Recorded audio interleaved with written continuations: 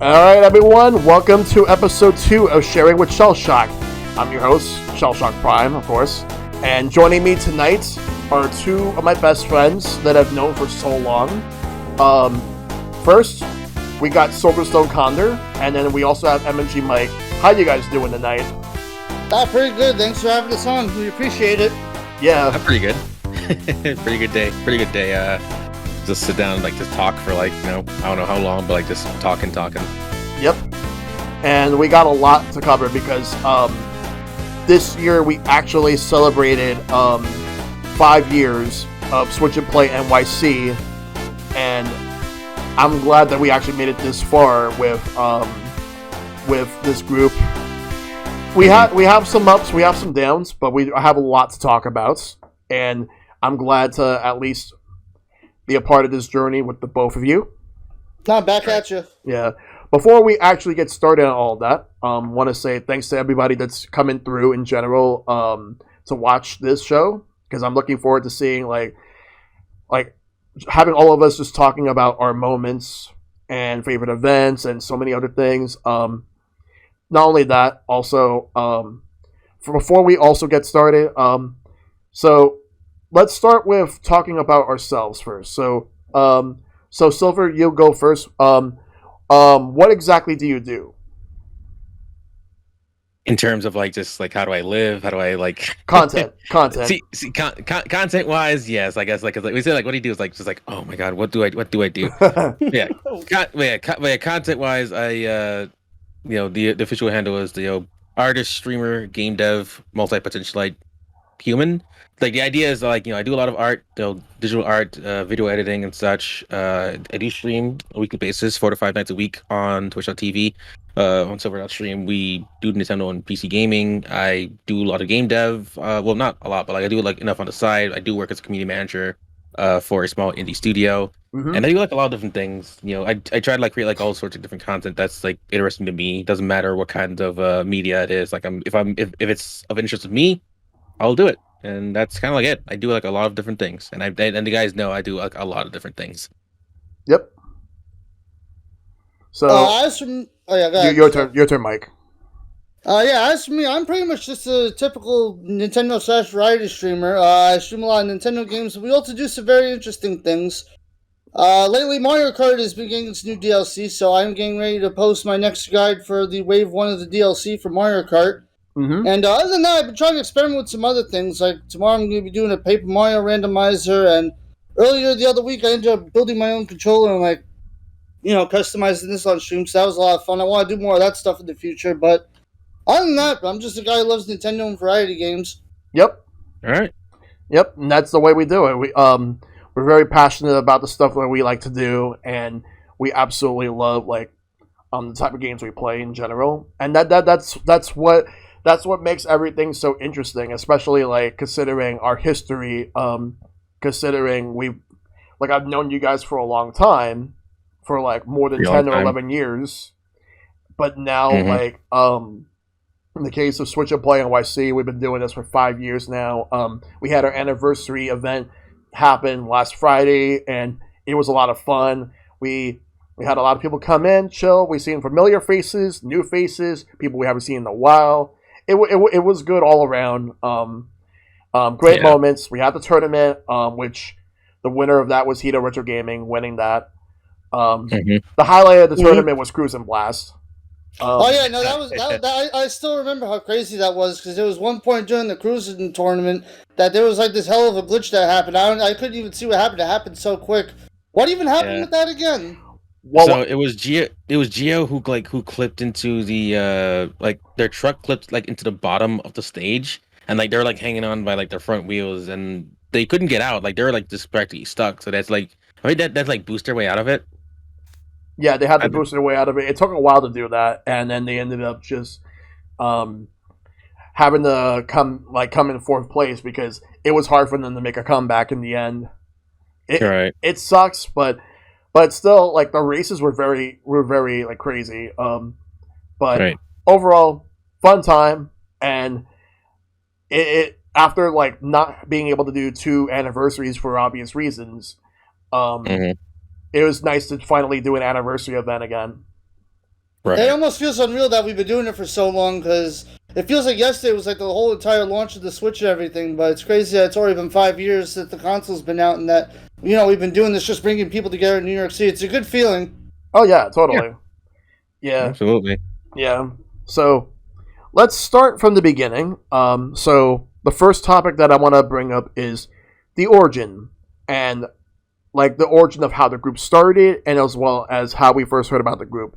So the origin being that this group was actually originally founded not by any of us, but from an individual who goes by the name of Jordan White, who started the group around in 2011.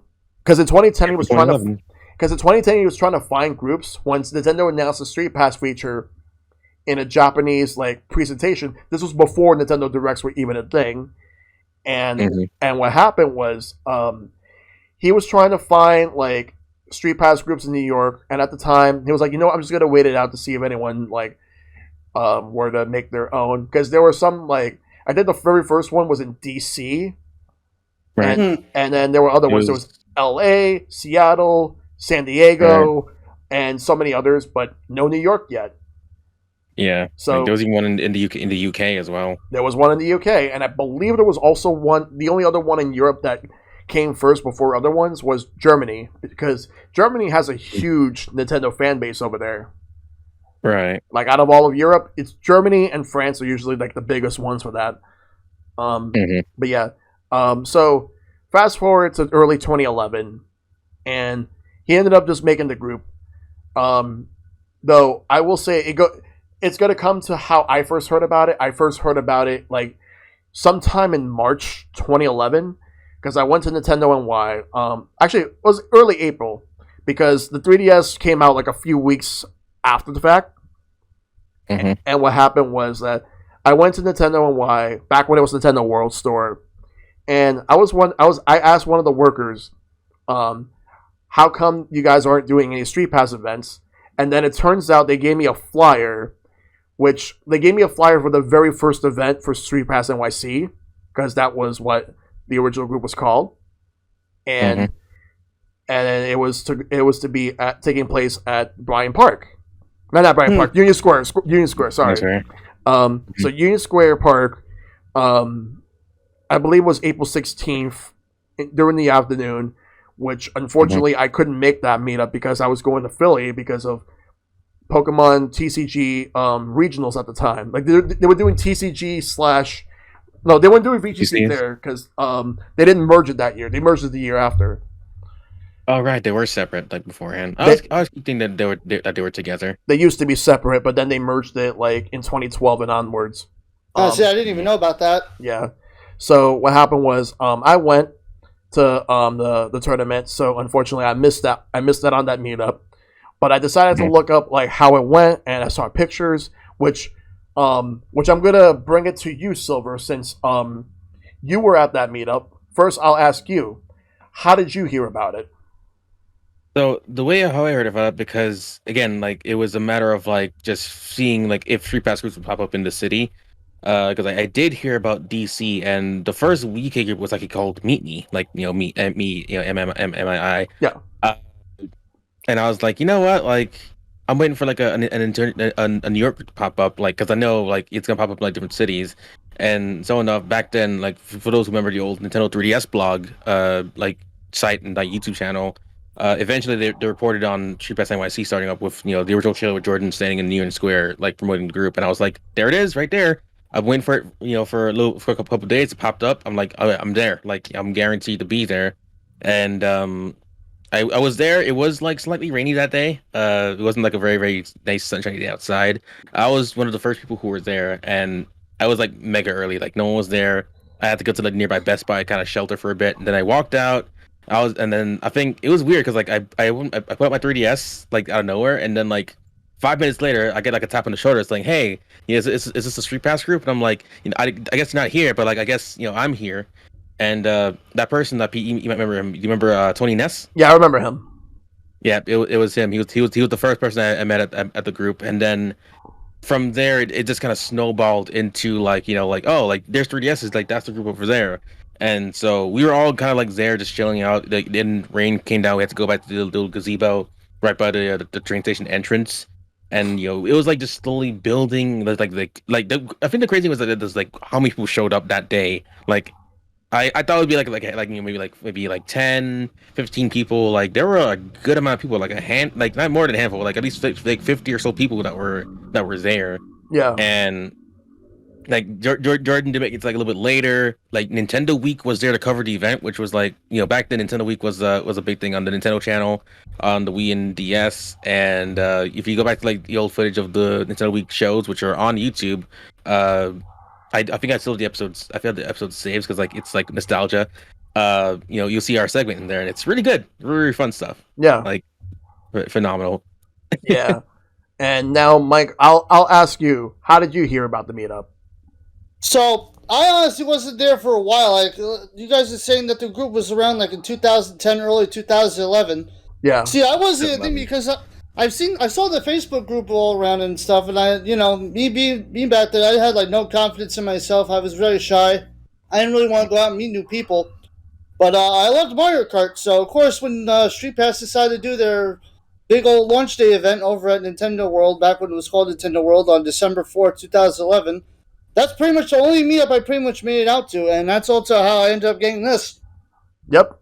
Yeah, I had to bring this out because this is legitimately like one of my closest keepsakes. I cherish this trophy very much because this is pretty much what started off for me in terms of meeting Shell, Sylver, a few of the other people that I know that don't really come around too much, but it was a really good time at the event. But then after that, for some reason, I just stopped coming for a couple of the events. Yeah. But I still kind of kept up as best as I could in the background.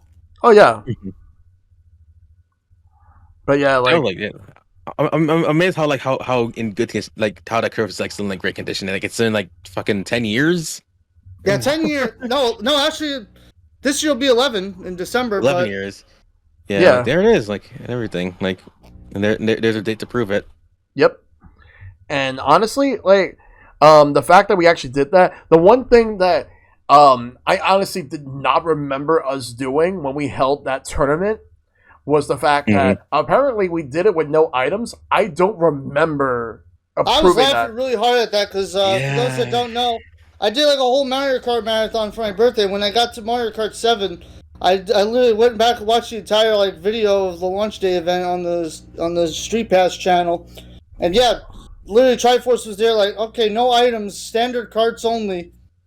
And I'm like, no wonder I ended up winning the tournament because there was no items, and I just remember demolishing everybody in that tournament. There was like nobody to cover that. Once I got ahead, it's like, okay, with no items, where is anything going to stop? And also, like, wasn't like your battery like dying? Oh yeah, no, but I remember during the final round, as soon as I won, the battery was like blinking red, and everyone was like, "Why couldn't that have happened 5 minutes later?" Man, imagine what could have happened if that did happen earlier. Oh yeah, like that could have, but good thing it didn't. But yeah, that tournament was actually fun. I don't remember I honestly don't remember the fact that like we actually decided to do no items. Like I don't know how we like agree to that. That's still a mystery to me. That's probably going to bother us until the end of time, at least at this point. Well, I could safely say that whenever I'm going to hold any Mario Kart tournaments, I will never put no items. No items. All. Like I would rather. You both say that, but actually, when we get to some of our favorite events, I am going to bring that up again because there's something funny about that when we get to that other part. Okay. Sure. All right. So Street Pass NYC was more or less active, like, for a couple of years, like, up until, like, 2015, because, like... 2011, 2015. Right? Yeah, 2015, there was a huge gap, where, like, there was nothing, like, sometime, like, around, like, the spring of 2015, there was nothing up until, like, before we actually rebranded. We had, like, no events that happened. Like, It was pretty much dark times. And the reason for that is because at the time, the group was not in a good place. Between some people just doing their own things, and then like the Street Pass Network also broke up before, because like eventually, like I believe DC was kind of like wrapping up, I believe, and then they handed over the domain for StreetPassNetwork.com to Nintendo. And so now, rather than being like a whole kind of like collective, like everyone was kind of like their own like separate entity. Yeah. So pretty much like the bigger groups that you heard of were still around. The smaller groups we don't really know of. I guess like there were people who were still like very active. Arizona, Plano, of course San Diego was like one of the biggest ones for real. LA, OC, Boston. Boston. Like there were like plenty of groups there that were still active. But like I want to say like once that like big like cult like unit like kind of like broke down because eventually there was not really a need for us anymore because like the whole point of the network was to like bring Street Pass into like a greater light because before with the 3DS like Street Pass was like better for like stuff like places like Japan. It was a lot more dense, easy to like get Street Pass tags. But for America, or any other places, like it's very, very like spread out. Like only in big cities where you get like a pretty good like chance of getting Street Pass. Like we were blessed with being in New York because like obviously Nintendo World Store is there, easy to get tags. But also eventually people realize, hey, conventions are a great place to go get tags. There's like a lot of traveling. In airports. Like it's amazing that the Street Pass feature didn't stay around for the Switch era, but like because I thought it would have been like a really good thing to bring back. But in its time, I feel like it really hit its stride like 2014 hours because like they added more games. The B Plaza got updated. Like it was like a really good time to be a 3DS owner. But like at that time though, now that everyone had a 3DS, there was no need for like a big social group unless it was like specific, I guess, like social needs. So eventually like our relevance kind of like slipped with time. No less new members, more of like the usual core group. And again, like Shell said, things whittled down because I feel like at the time I was at college, so I wasn't like at the meetups like as often Mm-hmm. as I would like to be because like traveling from between Vermont and New York wasn't very feasible. So I had to like keep up via Facebook Messenger or did you even use Skype? I don't know, like Skype. Like I don't think we this was before Discord, so we Yeah. didn't really have Skype, that. that sounds ancient now here in Skype. Oh yeah. Google Hangouts. We use Google Hangouts. I remember the one Google Hangout you guys ended up doing. Like it was a hell of a cluster. Like friggin' so many people trying to talk at once. Yeah, because everybody wanted the spotlight. No, it was hella crazy. Yeah. I think it was like at least 30 people plus on that thing on the one Google Hangout I went to. And then my headphones just blew up, and I had to immediately leave like 10 minutes later. Because Google Hangouts just did not work very well. Because Google Hangouts, like, what's funny was that Google Plus actually started. Because remember Google Plus? Because that started like around the same time that Street Pass NYC actually started, like in That's crazy. 2011. Yeah. And at the time, they actually had some. And at the time, they had some pretty cool ideas that Facebook didn't have, which have since been used on Facebook. Right. But makes sense. But that said, we use Hangouts. Like we would do Hangouts. It used to be once a week. Then we stopped, brought it back, stopped, brought it back, and it just stopped and never came back. And to be quite honest, I feel like Google Hangouts are more or less a thing of the past. Like then again, it's dead anyway. Right. So makes sense. I mean, Discord's like replaced everything. So Discord did like, replace everything. Evolution. Yeah, no, Discord's been a much better blessing in terms of things. Like Google Hangouts was actually better than Skype for a while, but it's like that's interesting because I know Skype had a lot of problems. Skype was just paywall. Skype was just paywall to hell. That was the problem with it. Yeah. Like, once Microsoft took control of it, like paywalls, like use different things, and it was just a mess. And like people were like going to like try to like find other other places, and then eventually once Discord, I remember when like the moment like Discord rolled on the scene, everyone who I knew who had Skype jumped over, jumped ship. It was insane. But the reason that we actually, in addition to like everyone having busy lives or some other stuff, the main reason why there weren't really events is because around that time, like I was not really feeling the group. Like I was not my morale was pretty down because I was not really happy with the founder Jordan at the time. Because he had his own philosophies on how he wanted to do the group, how he wanted to handle it.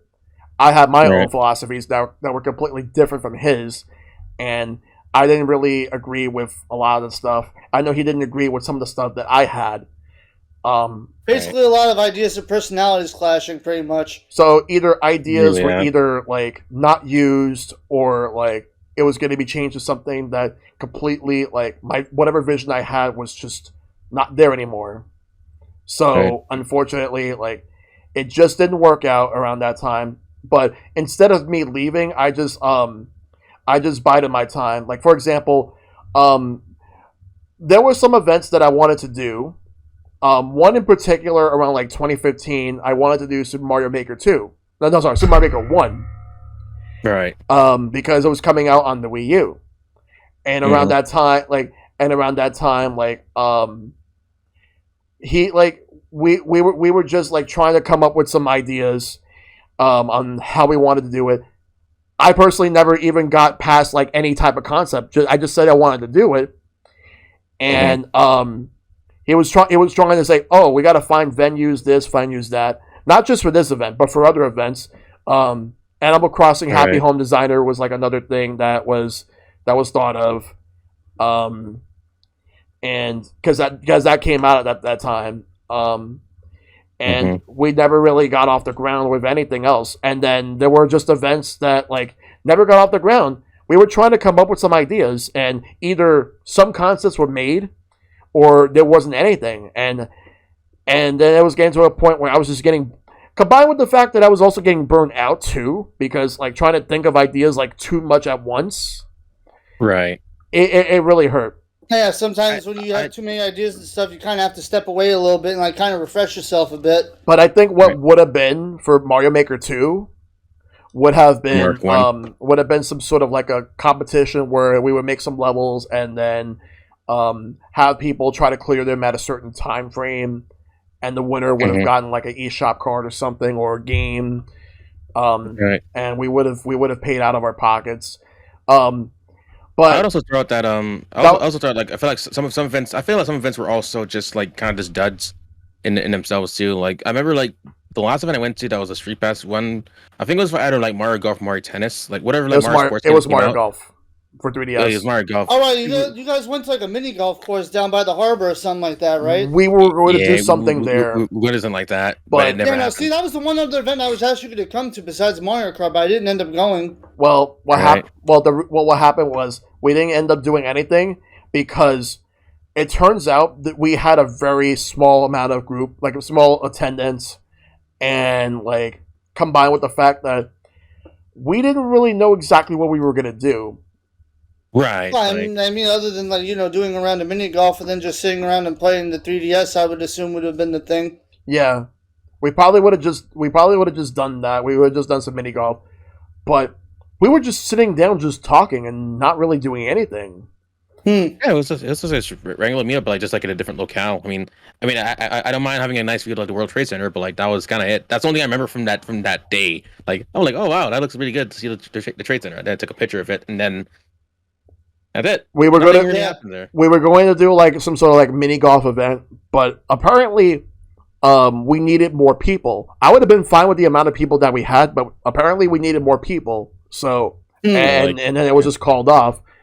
And then didn't we go from the store to like the golf place? Other way around. We went to the store afterwards. We were actually met up at we met up around the Central Park area because I think that you had to do something around. Because it was Japan Day during that time too. Right. It was the same day as Japan Day, and I had to go with it. Right, the Cherry Blossom Festival, right? No, yeah. No, it was something unrelated. The one they have in Central Park. Gotcha. Yeah. I remember now because like God, I was there and like I was hanging out with some folks that we know that were not a party group, but like, we knew them from hanging out in like the lines and stuff like that, and going to like the events at the store. Like that, I know Eric was at that Japan Day thing event. Yeah. Sure. Like that's where I got to really like know him. Yeah. Yeah, I got to know him much later on after that. I kind of only knew Eric after the whole Switch launch and everything. Yeah. Right. Yeah, around like 2014, 2015 was when I started to get to know him, like mostly because of hanging out at Rockefeller with the guys at that time before the Switch before launch. Everything. Yeah. Yeah, before launch. But it's like we had like a huge group of admins, and there was some that left because they were not happy with where the group was going, or like falling outs in general. Or had no time, like I did. Yeah, you had to focus on school, and like I was just focusing more on my mental health at the time because I was just stressed with everything that was going on. Out of curiosity, did you guys ever feel like there was too many cooks in the kitchen with the old group in terms of the number of admins? Yes. There was. Yeah, and I if anything, it felt like there was just like a lot more people who were admins or admin adjacent, but like nothing was really coming out of it. Like, and that is it. That it was like bad for them. Like I feel like they came in with honest intentions, but like everything was just like funneled through what Jordan wanted for the group. And again, right, and basically, if it wasn't Jordan's way, it was pretty much the highway, and that's why nothing really got done. More or less, generally, that's what I believe. Yeah, and at the time, like I was just not really happy about any of that. But I almost left, but I decided, you know what, I'm just gonna stay because maybe like there'll be a day where like things will get better, and then like maybe things could be resolved. Fast forward to 2017, like January of that year, like. The year had just started a few days, and then he said that he had, and then Jordan ended up saying that he had an announcement to make on the Facebook page. So he used Facebook, like one of those Facebook live streams that you do, and then he ended up just talking about how he decided that he thought about the whole thing, that he was thinking about just stepping down and that he was going to give it to all the admins that were already existing at the time. And he actually planned on doing one final event, which that event actually never happened, mind you. Which and then he decided that he was just like that he was done, that after like about like 5 or 6 years he was done, and that he was going to give it to us, and we were going to take over the group, which we did. It went into effect in March of that year. Right. And the event that was scrapped, we were going to do some sort of like, I believe it was a last hurrah of the Wii U, and like the Switch was going to be involved there too. Right. That was the initial plan. The reason it didn't work is because venue issues. He had arrangements for a venue, and it ended up not working out. So fair enough. Yeah. So fast forward to the Switch launch, where and this goes into the next topic that we're going to talk about, which is the rebranding and the events we hosted. So that's right. That goes into the next thing, and also hey Jamie, how you doing? Hey babe, good to see you. I'll be my girlfriend in the chat. Yep. Yeah. I think I talk a little bit about this because like with the rebrand, I think like it was at this point where it was mostly Shell and I who were like discussing the rebranding efforts for the like name of the group, logos and stuff like that. Like I think it was just like one crazy sprint of like, here's the ideas for like what we wanted to do. Here are the potential names that we floated. We thought about still using the Street Pass NYC name, but I think we floated like in that video that we did for the stream like way long ago, where like there were like different names. So was it Switch NYC, Switch Club, Joy-Con Collective, New Street Pass NYC. See, the Joy-Con Collective sounded like a cool name. That would have been another cool name if you guys actually would have went with that. Yeah, it was very close because I believe like the name Switch Play NYC was like it was like the front runner, but then I'm not sure if we're told that we couldn't use it, or that like it was like just it was just a matter of like like okay, maybe we couldn't use it because like maybe it's copyrighted or whatever. I don't know. I don't even know. Like I the idea of like with the naming is like it just worked. It just rolled off the tongue because like Nintendo used the Switch and Play branding for like their It was a slogan. For like it was a slogan initially, and so it was easy like based off of that. Plus also in hindsight, it still used the initials. So like Street Pass NYC, SP NYC, Switch and Play NYC, SP NYC. So it just felt like it just felt a bit better. And plus, also, Khandr brings up like the problem I had was like stuff like Joy-Con Collective or like Switch Club. It sounded a bit too exclusive for its own good. Yeah, like, not like collection, but like collective as like as a unit, a group. Yeah. So, but the thing is, like I didn't want it to seem like exclusive, like club, collective. It felt like an antithesis, like what we wanted. We wanted it to be for everybody. Exactly. And so, Switch and Play NYC. The group pretty much. Yeah, the group is 100% for everybody. Like we don't discriminate on anyone. Everybody's welcome. Everyone will always be welcome to come to the group, to join us, play some Switch games, chill, socialize, and have a good time. That's the main point. Right. And those are And I all did- kind of the founding points of what kept this group going for so long and why it's still like strong. Yeah, Right. and unlike with Street Pass NYC, where it was just one person and a group of admins, it was everybody all together. That was Right. that was always the end goal, and here we are.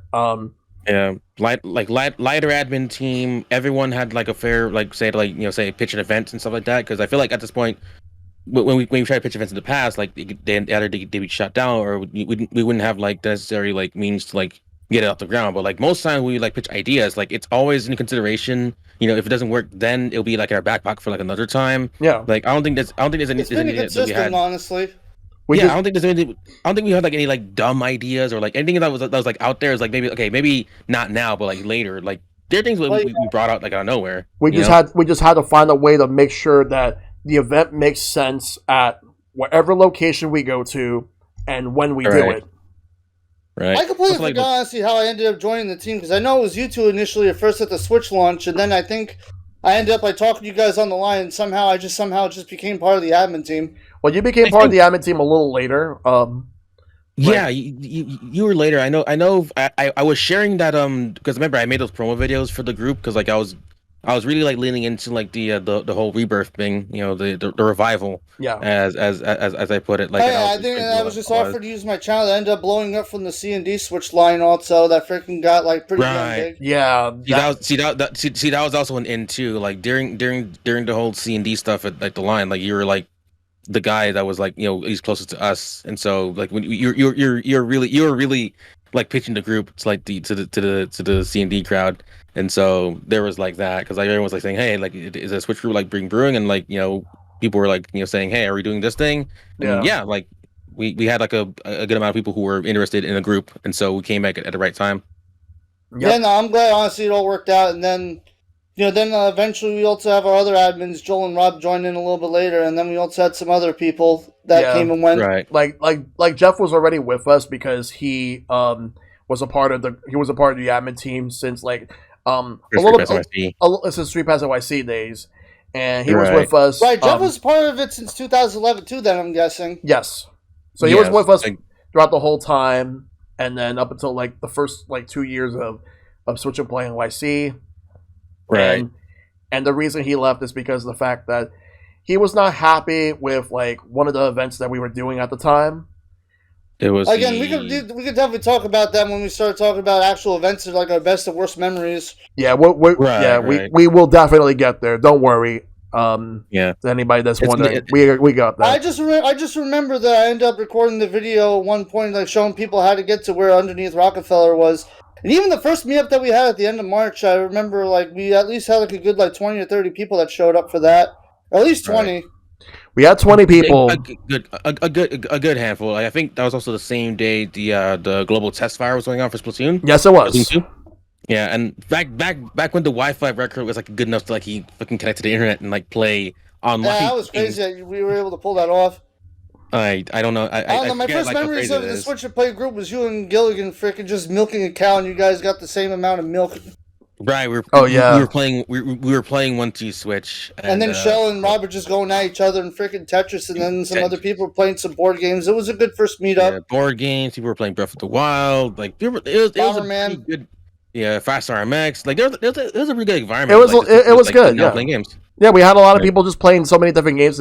Okay, like there was one moment where Sylver, I think you were recording me because I took I took my copy of Breath of the Wild and Joel was telling me don't lick it, and I licked because everybody had this trend at the time where because like apparently they tell you don't lick your Switch cartridge because it tastes bad, and people were doing it anyway, and even I did it, and then I did it, I licked it. I did it because I was curious. Cause like I think it was Jeff Griffin. I was stupid enough to lick it too because I was also curious. Okay, it's like doing this, and then what you do is you just lick it like this, and it still tastes terrible. Well, yeah, it's what sodium benzoate. It's like it's a bitterant that they add to the. It's extremely bitter. It's meant for kids to like not eat. So like they eat it. It's like disgusting, and they spit it out. Or God forbid it lands on the floor and your dog decides to chew on it. Luckily, it gets them to spit it out also. So kids, Remember? Remember, kids. It's illegal to lick Switch cartridges on other planets. Oh yeah. Right. Like, and the video is still up there on YouTube. Like, I think it's now YouTube short because like I don't know what YouTube is now like changing how the shorts. Now, if it's under a minute, I guess it becomes a short. Yeah. See, Pete. Pete. He has like fucking like wipe his tongue because like that shit. Like, I'm not doing that shit again. Like, no, I'm not doing that's that either. I'm sorry. For the record. That's the last time. I just want to say, I did it on stream, but last time ever. On days, I'm like, I wonder how it is now. Nope, still tastes bad. But at the time, like, maybe I'll lick one final cartridge when the next Switch console comes out, but that'll be it. Weirdly enough, that was like the first like Switch meme, if anything. Like everyone was just like licking their cartridges. Like, it was stupid, but like it worked. It was effective, and like, hey, you got people talking about the Switch. Oh yeah, exactly. Because everybody was just doing that at the time. Right. The irony is that like our first major event wasn't even a Switch game. It was actually a 3DS game. Oh yeah. Mario Kart 7. Oh yeah, the farewell tournament that we gave to that. Right. That was the farewell tournament, and maybe that went pretty well. Like, granted, the venue that we used was kind of very dark. Like, very dark, bad seating, shit lighting. Like, god damn, like, is it even still like open? That is a good question. I genuinely do not know if it's still open. I'm scared if it's open still, like, because like it used to be like the Sony like arcade or whatever, and then it's closed. Sony took their names off it. Oh, they closed it. Okay, so good. All right. Honestly, that's for the best because like it was a weird. Yeah, like, it was very abandoned. It seemed like, you know, if it was the wrong place, wrong time, some weird shit could happen in that place. Yeah. Also at the time it was close to Trump Tower. It was like just bad place to be around. Yeah, yep, it was. Definitely a horrible place. It still is. Yeah, it still is. It wasn't a good place at all. Yeah, like, damn. All right. But yeah. Man. So like we had some other events like we were doing. We did an event for let's see. We did a Mario Kart event like for 8 Deluxe. Right. Which at the time Puyo Puyo Tetris was out too. It was just I remember that. Yeah, it was just a chill event. We were in Lincoln yeah. Center doing that. We didn't really do anything special for it. That was like May. I did record stuff for it. Cards, Puzzles, Kirby, and Fire Emblem. Yeah, that was the. All right, man. Wait, what Kirby? It was a Kirby Clash game, right? Yeah, with Kirby Clash and 3DS. Team Kirby Clash and Shadows of Valentia for Fire Emblem Echoes. Yeah, also came out at the time. June we did like what was it? Arms. It was Arms. It was Arms and Street Fighter, like Ultra Street Fighter. Oh yeah, no, the brawl in the park. We don't talk about the Fight Club in the park, but we don't talk about the Fight Club in the park. It was a good event. Also for clarification, no one actually fought. Like we're just saying it was called Fight Club. Yeah, like, it's like a whole entire like tournament with Street Fighter 2 and Arms. It was fun. And Albert won both of those tournaments, right? Yep. Yeah. Good old Pride and Prime. Pride and Prime won both tournaments. The absolute Chad. Oh yeah. Hey, are you trying to pull up like the list of like events that happened? Because like I can remember them like. No, but I was actually making a clip of me licking the cart. Jeez, anyway, that's another one for the highlight reel. Yeah, yeah, that's definitely gonna go there. Yeah, we had a lot of other events. We did Splatoon 2 at the Coney Island. We did the first barbecue. I still say that the Splatoon 2 event in Coney Island was probably one of our best events, and we definitely need to do that again for Splatoon 3. Like, I remember that day being just like such a good day because we all got to go on the boardwalk, and literally we were trying to get the Splatoon plushies from that fishing game. I remember the bet you and me had, Shell. Do you remember what our bet was? Oh yeah. Okay. So all right. Let me just throw it out there. Here's the deal. How it worked. So I promised that there would be squids at Coney Island. Because there would be squids at the New York Aquarium. Because that time we were at the aquarium. Yeah, at the aquarium. And it turns out there were none. I swore I saw squids when I was a kid. When I went to the aquarium, like it was like summer school when I was like 10. And like 9 or 10 years old, and they weren't there. Like, I assumed that they were probably gone because of Hurricane Sandy, that whatever exhibit, because they had some exhibits that were closed because of Hurricane Sandy at the time, so unfortunately. Right. So I did eat wasabi later on. That was much later on. That was the bet. So yeah, I made Shell eat wasabi because he ended up not seeing squids at the aquarium. Yeah. Yeah, that was the punishment. Unfortunately, there was no footage of it, but it did happen, and there are witnesses. So No, I can vouch for that. yeah. All right. I just remember that day also being crazy because I remember that we were trying to get your ex at the time, but also still good friend of yours, Valentina, Switch from the freaking arcade game, and then I just remember some of the members literally throwing. Legend has it that one of our members threw $50 into the arcade machine, just trying to freaking get the stacker. All just trying to get this freaking Switch. You just keep hearing one of our other members just go, "Woo! Oh no!" And literally that has been burned into my memory since then. Yeah. Right, and I was not at this event. I had a prior engagement I had to deal with. So one of the events I did not go to, which one of our best events. But I think that's also why Pete was hoping that we do Coney Island this year for Splatoon 3 because I didn't go to the Splatoon 2 one, so it'd be better. Oh no! Between the fact that the aquarium is like almost completely rebuilt and there's new shark exhibits now and stuff, like we have a reason to go back. Yeah, absolutely. I don't mind running that back because it was a really good time. Like I remember editing the videos for that, and I'm like, damn, you guys had like such a fun time. I was really plus jealous. We got to eat the original Nathan's over there. We just got to see Coney Island's history. It was nice. Yeah, right. And I'm going to feature something feature a comment that Korean Girl made that I do want to bring up real quick. So Korean Girl said, you were really like an ambassador with your streams at the time, Mike. You were, because we were doing Mario Kart Mondays for a year and a half, and you were the one that were hosting it, and it was always a lot of fun. Right. Yeah, the only one problem with that was the fact that too many people, too many cooks in the kitchen. Yeah, it was crazy. At one point, I wouldn't have minded if we ended up figuring out how to do it a smaller set group of Switch and Play candidates that wanted to be streamers and stuff. Like we kind of ended up doing how we evolved into other stuff. We did have the Twitch channel and we still played games on Mondays, but it was a long time ago. It was a long time ago where we were trying to really make a push for this global media empire with Twitch and Play. We're we were really pushing for that towards the beginning of the thing, but it just became a mess. Yeah. Yeah, and again this was when stream was still very big for us. 2017 into 2018, Mike was the streamer guy that was there, but then eventually I started properly getting into it. Shell was after me, and then it kind of tumbling down. It was Maple, it was other guys. You could just kind of say that spark kind of ignited a fire. Oh yeah, yeah, pretty much. And it's we had so much fun regardless of everything. There was so many people talking over another, but we still had a great time. But if we ever decide to do it again, we're going to have to structure how we'll do it. We've tried to structure how we do it, but we could never find... I feel we've really come a long way with that, how we do things now, though, 100%. I mean, the way we do things now, because I will say the pandemic really shaped us into how we actually do things. We'll talk about the pandemic when we get there. We'll get to that. We're going to get to that later on.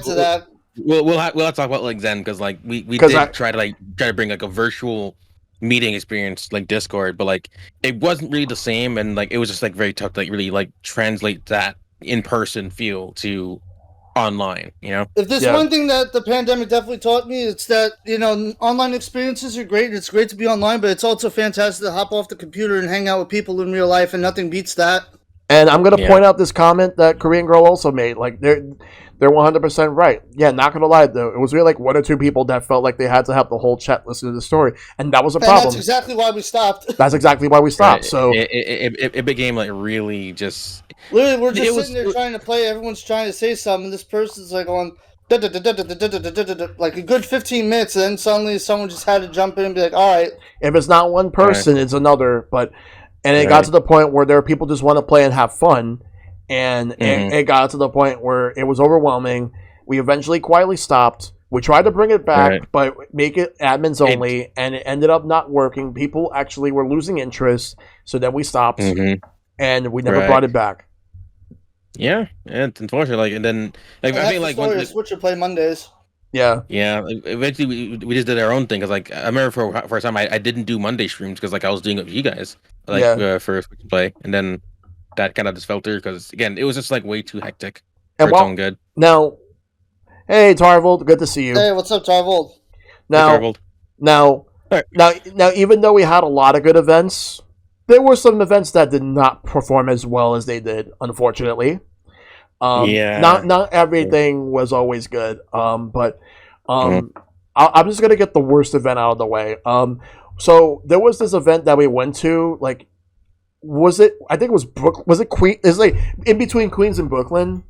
It was at like this art gallery called the Super Cheap Gallery. Right. So yeah, this was the one time we tried to collab with another group at the time called Team One Up 'em. I forgot exactly what the event was for, but we ended up like trying to have this like entire event for the group and whatnot. The place was extremely horribly ventilated.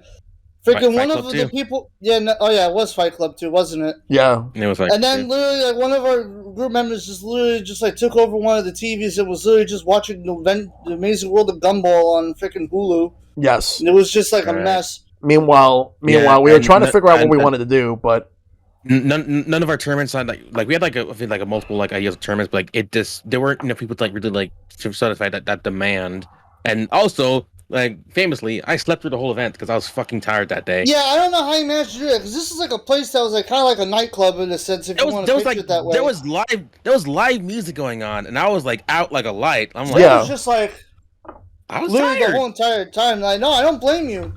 But the fact tired, that you were a fucking legend for sleeping through that. I don't know, man. Like, all I remember is like I was sleeping. And not one of our proudest moments. Yeah, it was just like not a great like.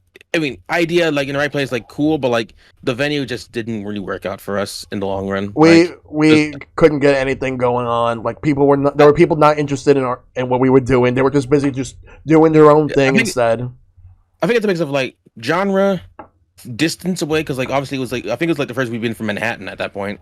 And you had to pay to get in. Not counting Coney Island. And there was an it was like $5 or $10 to get in for everybody. No, right? I think it was a little bit more than that. I think like 15. No, really? I don't remember. But either way, you still had to pay to get in, and that was another factor. And it just didn't go like well. I consider that to be our worst event that we've ever actually did for Switch Play NYC. Mm-hmm. Yeah, and we had like that was like the main event that I consider. I think that's really like the bad. only one real main blunder I could really think of. The other ones we had a few mishaps along the way, but we still pulled off some pretty good events even with mishaps. Yeah, I think if I had to pick like a second worst tournament, if I had to pick like a second worst event, I definitely would think it would be the Smash Brothers launch. Yes. So that was the one time we decided we were trying to be generous and offer a Switch as a prize. That was a big mistake on our part. We're not doing that again. Never again. That and like it was just like a matter of like logistics. Like I had to like do like a lot of like stuff because like I was handling the streaming element for Waypoint, like making layouts and stuff like that. Like we had folks come in to like commentate for us because like I remember my friend flew in all the way from Arizona to freaking commentate. Yeah, Joe was there back when Agent V was in New York. She actually like was there to commentate too, which is very very nice. But like it was a very very different atmosphere because like I feel like this is like when we were like this is like competitive Smash. So like it was a different scene from like our usual. This is the one. This is the event that pretty much made Jeff completely walk away from it because. At the time I was working, I was trying to hurry my ass over to Waypoint because I remember Sylver calling me and just be like, Mike, where are you? You got to get to Delancey Street. This is a mess and a half. Jeff walked out on us. We don't know what to do. Because some idiot decided they wanted to freaking like, oh, I don't like the rules of this tournament. I'm just going to touch this person's Switch and just change all the tournament rules. Yeah. Meanwhile, other admin, Rob was like legitimately just sitting there, not really like stopping them. And then Jeff just walked out. And after that, like, Jeff, like if Shell and I will know, Jeff, like, and the creative like Smash scene do not meld well at all, and it felt like we were steering into that direction, and like it was a direction that Jeff did not want to be a part of. Yeah, and that was like really the kind of the straw that broke the camel's back, I'd say. That was like a wake up. That was the turning point was like, nah, enough is enough. I can't be part of this competitive bullshit anymore. That was more of a wake up call in a sense because after seeing all that, like this is not the type of event that we should be doing. Like moving forward. Yeah, no, that was honestly like a really good wake up call that we needed. Yeah, right. That whole weekend was like a pain in the ass because the Smash Down thing I remember trying to make it a really good weekend because our buddy Scream and Seuss from the Netherlands, shout out to them. They literally came into New York to be with us for that whole entire thing. The whole plan was Friday night we were going to end up doing an entire thing at Waypoint until late. Waypoint. Mm-hmm. And then I pretty much had people like I think crash at my house and Also, Yeah, like, 'cause, my like, parents, I think, were gone that weekend or something like that. And then Yeah, really we 'cause, hosted like, an entire like Smash stream in my house, and that somehow fell through the cracks for some reason. Yeah. I forgot exactly what happened. No, I think it was well- okay, but I think my microphone setup was weird Yeah. right. at the And- time. And And then like, Sunday there was a thing that was hosted by Long Island Retro for Smash Brothers. And Korean Yeah, Girl, I just want to throw one thing out there. The tournament itself was not the issue. It was everything surrounding it. Oh yeah, no, this is the stuff that you didn't get to see behind the scenes. Here's Yeah. the That was a crazy thing, mess. Kringo. Like I was in that room for a good like 3 hours. Like I was manning that shit. Like because like you didn't see me like in frame of thing. I was doing like producing stuff. Like I was like saying. Yeah, no, make Sylver sure, was like, keeping that shit like on lock. I was like that was where I really got like my stream production chops in, where I was running everything, like, you know, I was pushing the commentators like, hey, here's this, like, you know, mics are ready, mics are hot, you know, switching over the scenes and over everything like that. It was like a lot of moving parts. Like anything that was going on outside was beyond me. Like I only was outside for like a couple times, and then I when I saw Jeff walk out, I'm like what the fuck happened? Because like I didn't see anything. I didn't see anything at all. Like Yeah, no, Sylver was basically behind the scenes, and everyone else was just like trying to like cool down the atmosphere. I was trying to make sure everything was going smoothly, and for more or less, it really wasn't.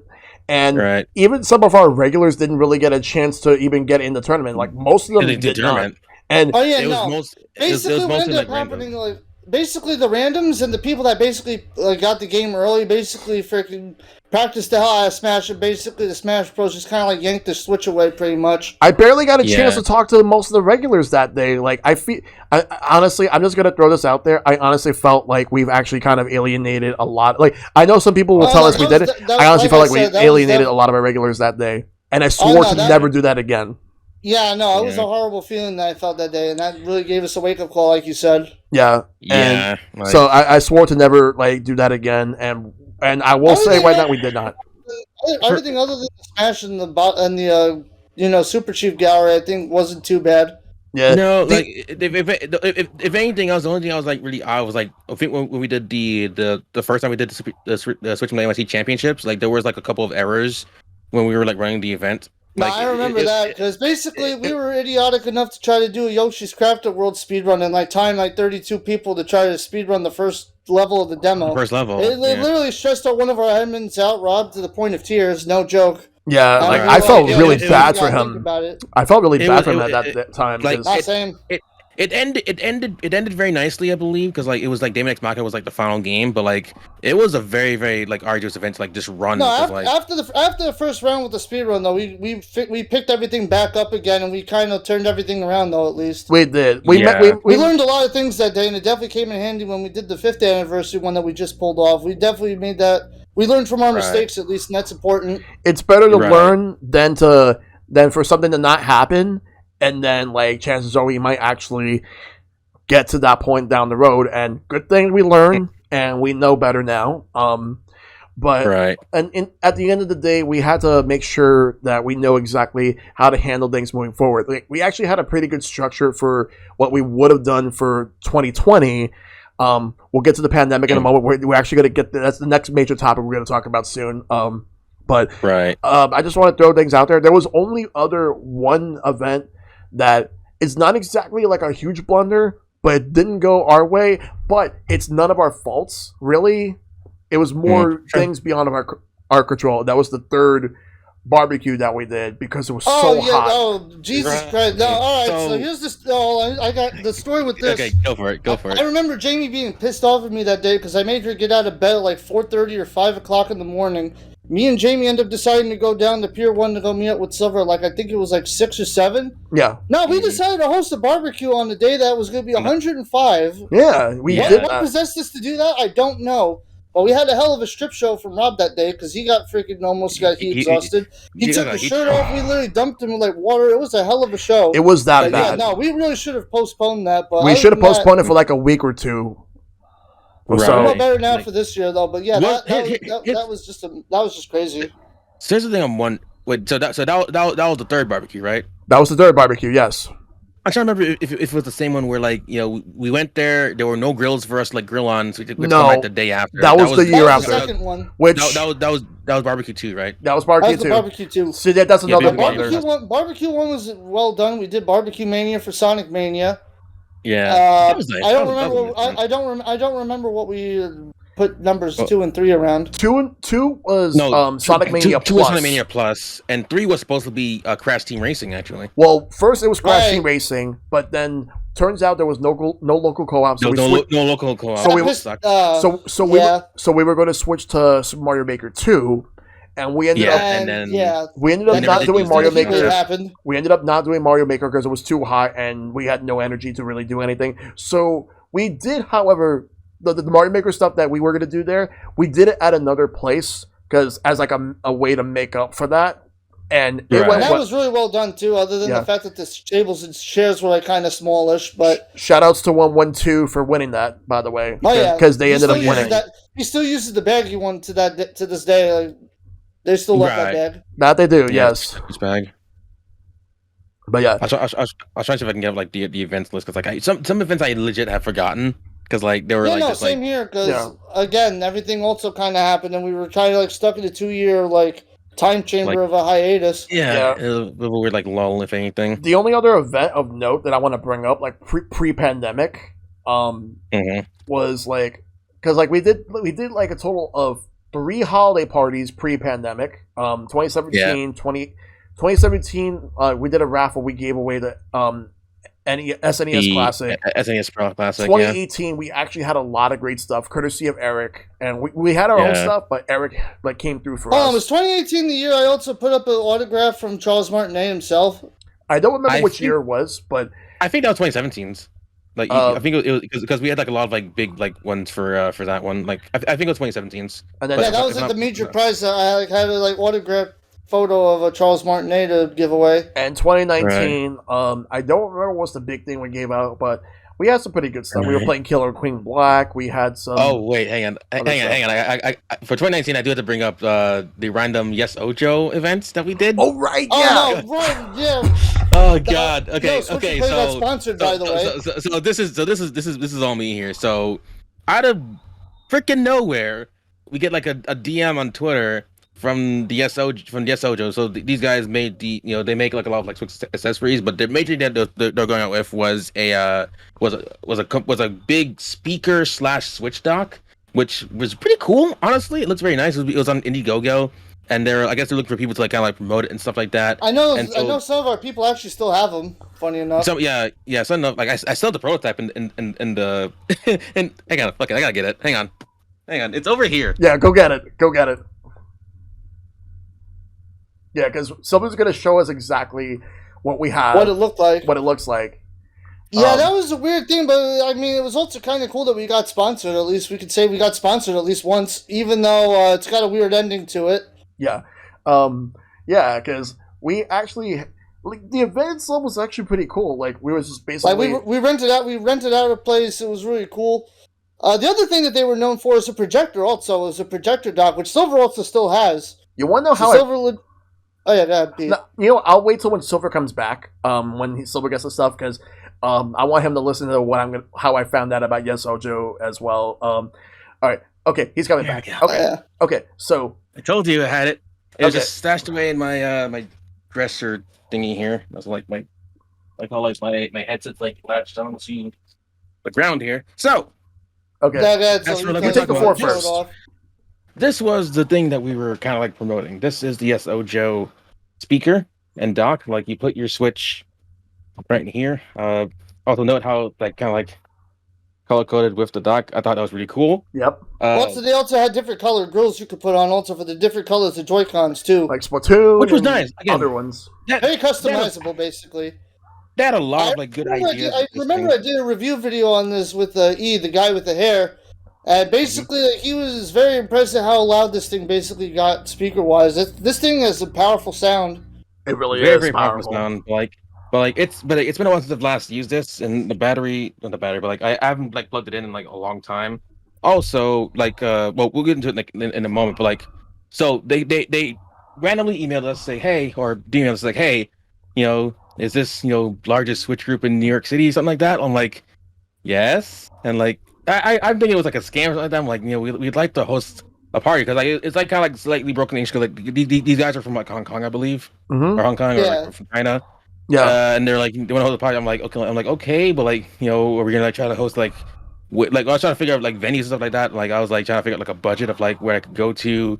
I had to like look up like random places in the city to like find like a venue that would work for this. Like they were like, because like this is like our first like I guess like event where we're getting like a budget like plan things out, and so we landed on this place in Long Island City, which I'm not gonna lie, getting there was like a little bit like a little It bit was weird. definitely a hassle. I remember me and Jamie, I think, spent like $70 on getting an Uber there that day. Yeah, and like and Skitty's mom was like wondering what the fuck was this shit. Like he was like wondering if she was like bringing her daughter to like a weird seedy area. Like we had to like Yeah. say like we're like we know it's weird, but like trust us, it's fine.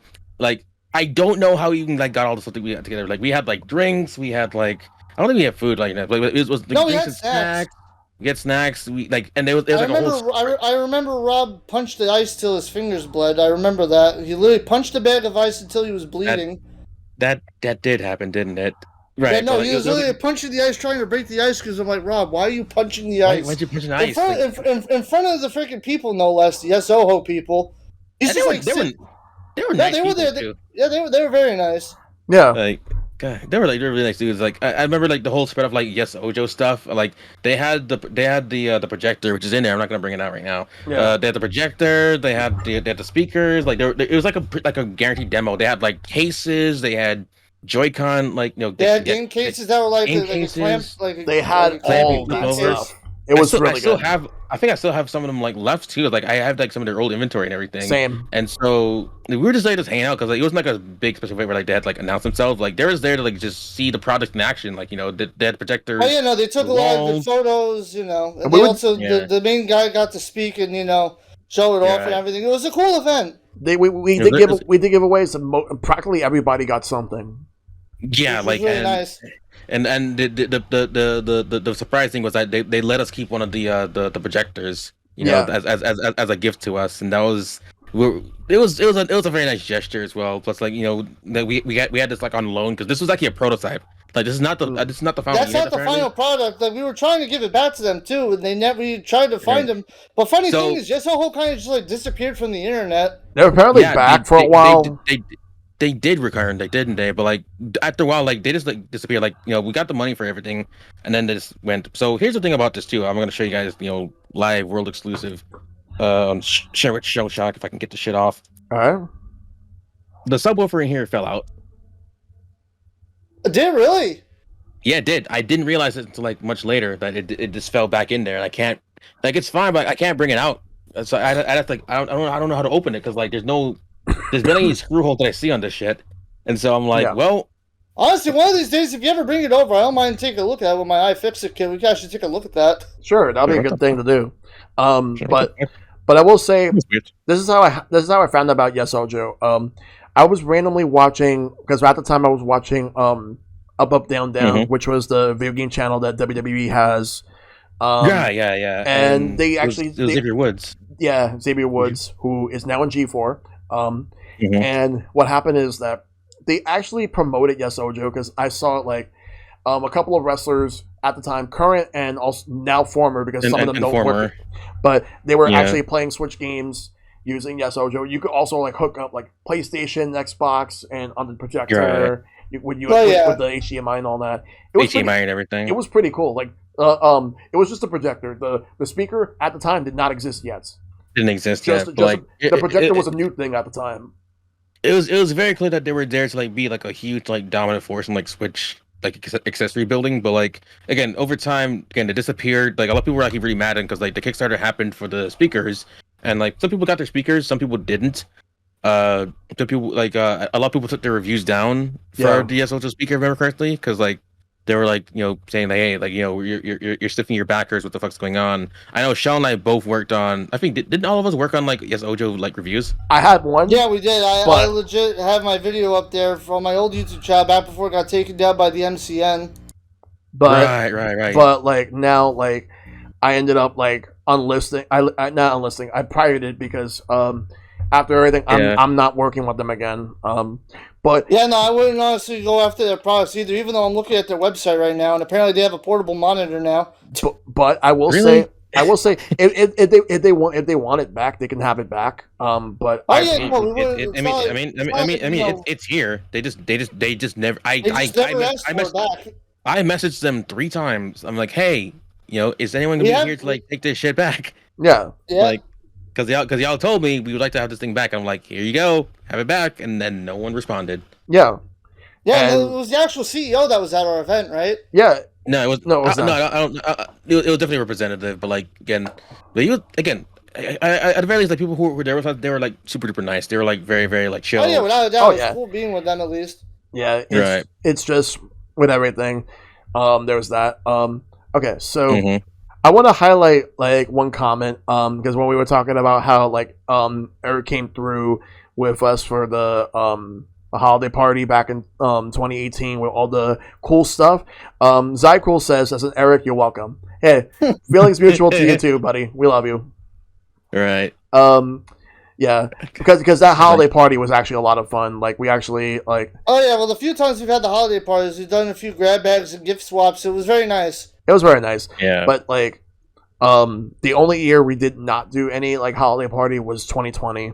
So. And 2021 technically.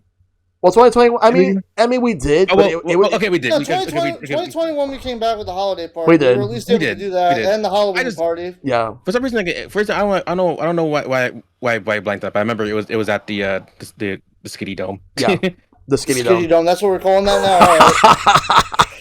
It was either that or the fucking Skitty space. Like I don't know. Well, anyway, so let's address the elephant in the room, which is the next topic that I want to bring up.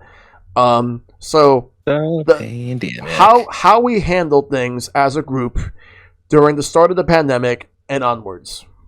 All right, so those were very hard times. Honestly, I'm not gonna lie. Yeah, like all of our mental health was like kind of down the shitter. P, I know that it was nights where you were really breaking down in tears, not being able to see us for a while. Oh, I was kind of feeling the same. It was really bad. It was just very weird because like here's the thing too, like. When it started, it was just like, oh, okay, it's like it's probably like like Ebola or whatever, and I'm like, that's what it'll go away, swine flu or whatever. But I remember like drafting statements and stuff like, cause like he's like, hey, because like at first it was like, okay, it's fine, and then we did that event. Well, I didn't go to the event. We did one meetup in 2020. I think it was like in Rockefeller. Yeah, one meetup, and we were, and people were so mad at us for doing it. Some people were like mad at us for doing it because like obviously. It was still like a kind of fever. It wasn't like height of pandemic yet, but like it was like the calm before the storm. I want to say because it was kind of like the last like kind of. Because I remember like 2 days after everything shut down.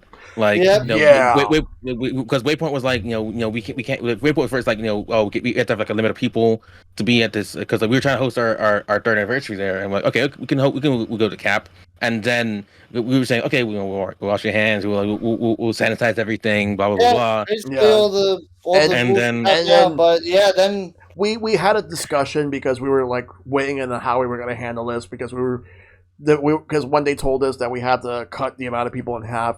And at the time, we felt that we would alienate people if we did that. So we decided, you know what? Yeah, no, it would be best if we were to. That wasn't best. So I ended up saying it'd be best if we were to delay it until when things were better. Which we actually had no idea it was going to be that long. Honestly. We have not been there. We have not been there since the holiday party 2019. Actually. And it's actually been like at least 2 years since we've been to Waypoint. That's crazy. And it's not because we don't want to go. It's because the fact that we couldn't go. When we did stuff at Waypoint, like we did the retro nights at Waypoint, like we had a fantastic relationship with them. Yeah, they were mad chill. They even let us put our streamer business card stuff in there also. Exactly. But it's just like, but the place wasn't exactly well ventilated. It was kind of a small, crowded space, and again, some people wanted to be cheap and not buy the drinks like they should be doing to support your local gaming shops and stuff. To support the shops and stuff that. Yeah. Because like our friend Joel did say like the old gaming group like that used to be at the old Creek and the Cave like location, like they even booted them out because like they weren't like giving them, they weren't tipping, they were like just being really cheap seats. And that was like the hard part of like just ding the group in general, just like having people like support venues and stuff like that because like it's hard to find venues in New York now more than ever. We'll get to that in time, but like back when we were like getting out there, it was kind of slim pickings, and then it was like we had to really like support the place that we want to like support because otherwise they'd be like fading away and just like being obsolete. Yeah. But like I remembered like the day when we like started like the online stuff because like we just had to like just put something together. Like I made the little logo. Like we did like I think it was like around the time when like we did Splatoon 2.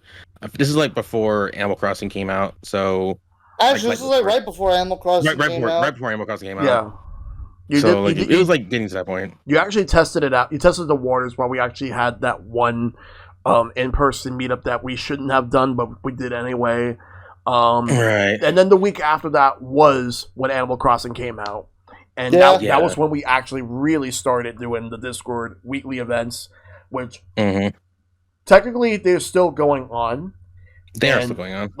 And it's not gonna stop. It's not like they stopped. It's not gonna stop anytime soon. Yeah, it's been a mainstay pretty much. It's been a mainstay. Because the way that we do it is like we just on voice chat. We play games. There'll be some people with capture cards will pull up their streams or if to show off their Switch games, and so other people can watch us play games. Or people are doing like multiplayer games. Sometimes it's Smash, sometimes it's like Mario Kart or Splatoon. Or whatever like game is like out that week, or even like non like Nintendo games. Yeah, like we've done that before. Or we watch YouTube videos.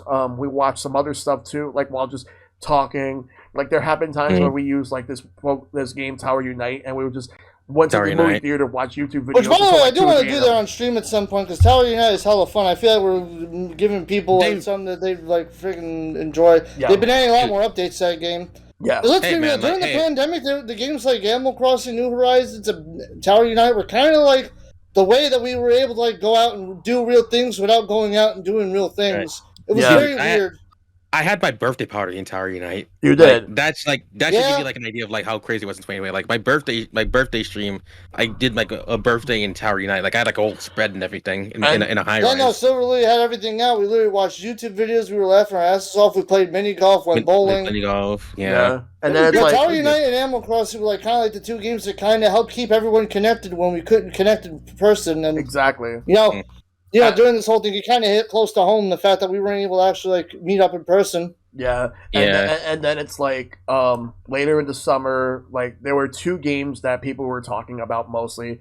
The game one was Fall Guys, which just came out on PlayStation 4 and PC, and then not long after that, there were people that somehow found this little game that just ended up blowing up out of nowhere, Among Us, which was around for 2 years. But some streamers apparently found the game. Who would have thought that the pandemic would have made a game like Among Us shoot up? And now, now the game is popular. Like it actually spawned a culture. Honestly, I probably think that Among Us might actually be bigger than Fall Guys in terms of. No, as much as I hate to admit it, kind of is because of like the culture. Like Fall Guys was one of those games where it's like people were on it for a while. Mainly, people were on it on PlayStation because it was free for a month. On PlayStation Plus at launch. Yeah. I still love Fall Guys. Yeah. I'm still waiting for the Switch and Xbox version. Like I bought the game too. It was great. Yeah. And then like Phasmophobia came out and then Phasmophobia. I can't I would say like that's also like when Mike and I got into like VR. Yeah, like, you guys really honestly, yeah, which reminds me, we still have to do VR chat at some point because VR chat was also one of those games that kind of got us through the pandemic also. I remember me and Sylver just got on VR chat one night. We just had like a whole deep ass discussion about life and shit, and that kind of helped us out during the like times when shit was like rough. Yeah, it was like the closest. It was like the closest to like having like a proper conversation, just like being in the world, being immersed in something, and like just like it was cathartic because like there was a lot of times I was like on VR chat just like hanging out with people who were in the same spot. Obviously they couldn't go out and everything. This was their social element, Yeah. Yeah, Phasmophobia was great too in VR, which I'm glad they're going to be updating the VR for that soon. So good, God, like that game. I remember the first time I played that in VR. I almost barfed. That was not good. Yeah, for me, no, but, I'm glad they're putting on the new engine and shit and all that. It was scary as fuck though. Like, it's funny because I don't usually do horror games. Like that was like the first like VR horror game I played that I didn't like fucking die. Because like I was so worried about like just going through the game and like, but it was so funny. Like the one moments that we had with Phasmophobia. It was so good. Just I've seen some of the stuff that you guys did. It was insane. Like how that game worked, and it's still growing. They're still doing a lot. No, the Phasmophobia developers, I gotta say, they've been really keeping on top of like updating that game even throughout the pandemic. Oh yeah, Right. and like honestly, so when it comes to the pandemic, like moving into like I will say this though, like I did my birthday stream that year, like, and I did Animal Crossing with the birthday and all that, but it's like, New Year's Eve, we were actually at the Switch Play Discord, and some of us were. That was surreal too, like being on the Switch and Play Discord and then just watching the ball drop in Animal Crossing together. Yeah, like New Year's Eve, like that, just the ball drop, Animal Crossing, 2020. It was like we just wanted 20. We were desperately wanting 2020 to end, just to end and then move and on. then 2021 came in, and it's like, and the thing is that usually we watch Nintendo Directs, but they weren't really any. It was just partner showcases, and then 2020, and then February 2021, Nintendo brought Nintendo Directs back, which felt like we were like kind of sort of stepping back towards normalcy a little bit. Yeah, a little bit, at least. Like, you know, they were making some the first strides. Nintendo Direct of 2021 was like kind of like that glimmer of like, oh my god, things are starting to finally go back in the direction. Game development's starting to finally come back on track. Which we can start looking forward to games again, kind of. Which we ended up getting stuff like stuff that was revealed, like because they revealed Fall Guys on Switch, which we're still waiting on. Still waiting on it. Like, cause I think that was the one where like Pyra and Myth were confirmed for. Yeah, it was Pyra and Myth that confirmed for Smash. Let's see. They even showed some 22 stuff like Triangle Strategy and Splatoon 2. So Splatoon 3. 3 was shown, yeah. Yeah, they were shown. And it's like we were thinking things would start to get back to normal, like around this time, vaccines were starting to roll out. People were starting to get their vaccines. I remember as soon as my job offered, I ran out and got that shit so quick. Yeah, because I think like Mike was like the first person that we knew that got the vaccine. Yeah, and I just remember sending these guys a photo. I'm just fucking lying in my bed. I have a wet compress on my head, and I got a fucking wet compress on my arm. I'm just like freaking like all dead and shit from the vaccine. But and then 2 days later, I was good. But and then you are like. Yeah, because then I got my first shot like a week after you did, and what I remember is that like my first shot, I got no reaction whatsoever, and I did. My fucking arm hurt. That's what happened. Yeah, and then my second shot afterwards, the only thing that I got was a sore arm. Like, what's funny is around the time I got my second shot was the same day that new Pokemon Snap came out, and I was like, okay, good. At least there was something there. Right.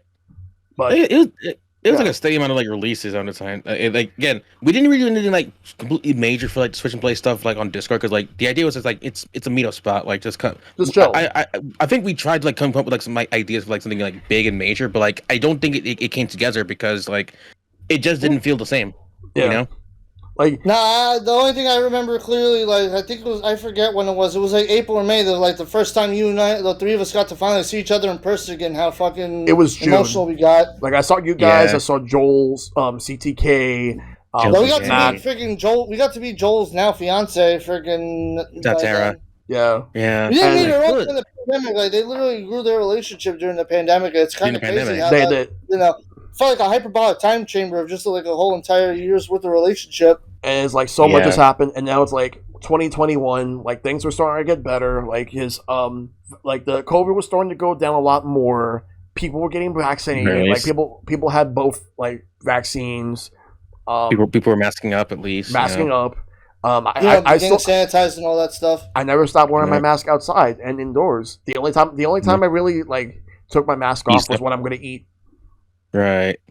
And then, like, I guess, like, we were making rumblings of, like, like, we're ready to come back, you know, we're trying to, like, get back into it. We did a survey because we wanted to get some feedback on, like, because we wanted to come back, but we didn't want to come back for the sake of coming back. We wanted to make a plan how we were going to come back. That's why we did. Yeah, no, that was, like, a crazy amount of planning, and that was just, like, kind of, like, wringing each other's necks trying to figure out things. Trying to figure out, like, shit, like, God, because like the thing is, like we had to like do like shit, like because we didn't want to collect like too much data on people because like people would be like a little bit skittish about like vaccination stuff like that. All we want to know is like, are you vaccinated? If so, which one did you get? Like just yada yada yada. And it's like ideas for like how what we could do to like make the event safer. Like how we want things kind of smoother going forward. In general, like right? Like we were just asking people. Okay, so we want to come back. How do you think we should come back? Like we just ask people for feedback. Because people kept asking us, like, "Hey, when you guys come back?" We're gonna come back. We're gonna come back. Yeah, people were really like feeling it too, and it wasn't just us that were feeling it. I remember a lot of people were asking nonstop, and a lot of people. Yeah. I know that even during the 5th anniversary, like someone was literally like came up to us and was like, "Hey, when you guys gonna go back to being weekly? Like, I miss things being weekly again. Like, I hate the fact that shit's delayed, and I just hate this position we're all in. Like, that shit kind of hit close to home here, and that it's like, damn, Yeah. Like, shit's still not exactly back yet, but at least we're like kind of back at least. Oh yeah. Right. And it got to the point where we had our first official meetup like at the end of July. And then we started doing meetups monthly. We made the decision to do it monthly, and it worked. Mhm. We did it monthly from July of that year until December when we did the holiday party. And then after getting the I was like October we got to use the Skitty space for the first time. Like that was like really nice because like they came to us for that one. Yes. And like they got like a whole like set up together like City and their parents like it was really wonderful like getting it all done. We had no Halloween plans, but then like the moment that they came to us to want us to do Halloween for that, I was like, yeah. That's also how the MMG hoodie was born. Also, the one I wear on streams now, even though I didn't wear it to that actual party, like that kind of inspired me to get the dinosaur hoodie. Yeah, and then right, because everyone had costumes. I was wearing Mario, Sylver. Like who are you cosplaying as? Mario had also, I think. I was freaking Hinata Shoyo from Haikyuu. Yeah, because I brought my old like costume from college that I had. Yeah, CTK was like Scribblenauts. Was Maxwell from Scribblenauts? Yeah, Maxwell from Scribblenauts. Hito was the Dark Hito, which I believe that was when he debuted it. Yeah, now that's like a whole entire thing. That's how that was born too. Like, honestly, if there's one regret that I kind of had, even though at the time we said no to it, but if there's one regret that we didn't do, I kind of regret not doing a costume contest. We had some pretty good costumes at that. Yeah, no, that would have been fun to do, but hey, at least we know for this year at least. Maybe, yeah, we'll see. Maybe. Yeah. Hey, anything's possible. Yeah, and it's like we had the holiday party that happened like towards the end. Like it was fun. We didn't really sponsored by Levain Bakery cookies, by the way. Yes, I need those cookies. we didn't do anything special other than just having a holiday party for the sake of holidays because it was our last event of the year. We took 2 months off, like January. Right, because I think January I think COVID spiked up again. Well, yeah, that was like involuntary because like Omicron was like the next like big variant because like the Delta variant was like around, but like it was like a little bit more contained because like we were like masking, we were like sanitized. So we were doing what we had to do basically. But with Omicron, like it was weird because like people who said that hey, like like they didn't get COVID, like they were starting to catch COVID like in droves, and I'm like, okay, let's like pump the brakes for a second, let's see what's going on here. Yeah, let's chill out, figure this out. So we decided we made the call to not do one in January. We were going to monitor how February was going to look. And even though with February things were starting to look better, we decided to we waited and just decided to come back with the 5th anniversary, and yet now here we are. Yep, we had our 5th anniversary. It felt so good actually doing it, like just celebrating 5 years. That legitimately hit close to home. Also, just seeing everybody catching if it kind of felt like the Super Smash Bros. Ultimate, the Switch Play group. Like you had some newcomers, you had some veterans, you had some all stars we haven't seen in a while. Like it was just like an everyone was there kind of moment. Oh yeah, yeah, pretty much. And it's one of those things where like if people missed us, like there are people who will, if people were to look at like pictures of it, they'll wish that they were there, that they couldn't go. But I know, sadly, one of our members that's like a longtime fan of the group 112. I know they couldn't make it, sadly. Yeah. But it was nice. We had everybody sign a poster, which we had pictures of, and then we also did the Nintendo World Championships, and it was good. Yeah. And as far as everything else goes, which before I bring up the next topic, Sylver, I want you to show us the poster since you got it right. Oh yeah, no, it'd be good to let everybody see it. Cool. We a bit putting this back in. Like it's also a little crumpled, but like don't matter. It's on like a little bit of poster paper. Because we have to like get that stuff. We were hopping all around to get like a lot of stuff done like the day of. It was crazy. Yeah, that day I know that's like last year I ended up investing in a smartwatch because it came with my T-Mobile plan. Apparently I did like 16,000 steps that day trying to go around and get everything. Like the day before I got the trophy, and the same trophy that Hito ended up winning. And there we go.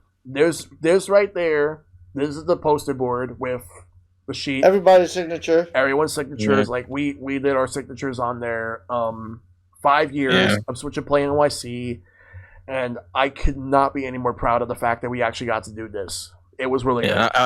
I made the logo. Thanks to Mike for getting the print done. Yeah, no, that. Staples almost wouldn't let me print it out because of copyright, but luckily they let me do it at least. Yeah. Well, the only thing that would have been copyrighted was like this, but like I made this. This is an original.